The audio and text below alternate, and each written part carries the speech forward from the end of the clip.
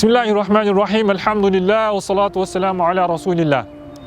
Assalamu alaikum ve rahmatullahi ta'ala ve berekatuhu.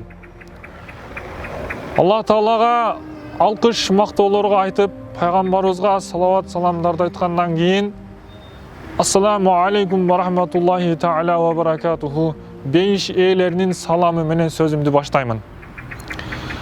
Allah Ta'ala mına ушул берекелүү ayda Ramazan ayında tutup жаткан орозолорубузду кабыл кылган болсун.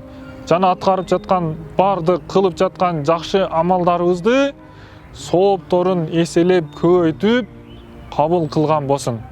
Ramazan ayı Kur'andын ayı. Ramazan ayında Allah Taala берекелүү Kur'anды түшүргөн.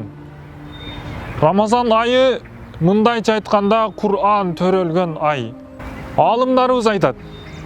Zikirlerden en жақшысы Kur'an tilavat kılуу деп айтышат. Жана Kur'anды эрте менен тилават кылган эң жакшы амалдарга кирет деп айтышат алымдарыбыз. Берекелүү Рамазан айында Kur'anды катым кылуу эң жакшы амалдардан, сооптуу амалдардан болот.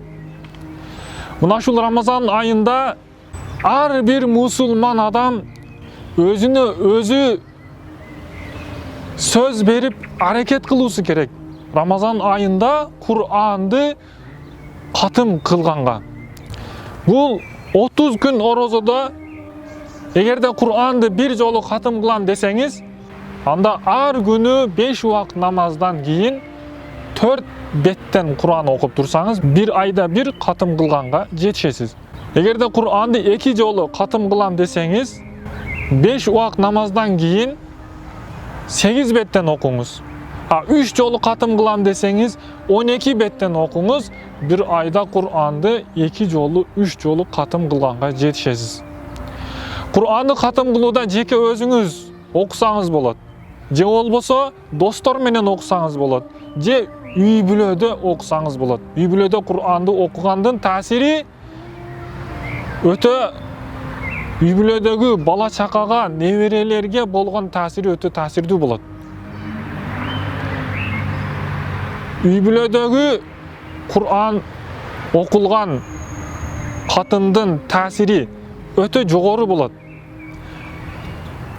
Неберелериңиз менен, балдарыңыз, келиндериңиз, кыздарыңыз менен баарыңыздар чогулуп, бөлүшүп алып Kur'an'ды катым кылган бул жакшы амалдарга кирет. 4 мазхабтын бирөөсү болгон Шафии мазхабынын имам башчысы Имам Шафиидин апасы тууралуу ушул окуя айтылат. Имам Шафиидин апасы 30 күн орозодо Kur'an'ды 40 жолу катым кылганга жетишет эле дейт. Же болбосо 30 күн орозодо Kur'an'ды 40 жолу катым кылат эле деп айтылат.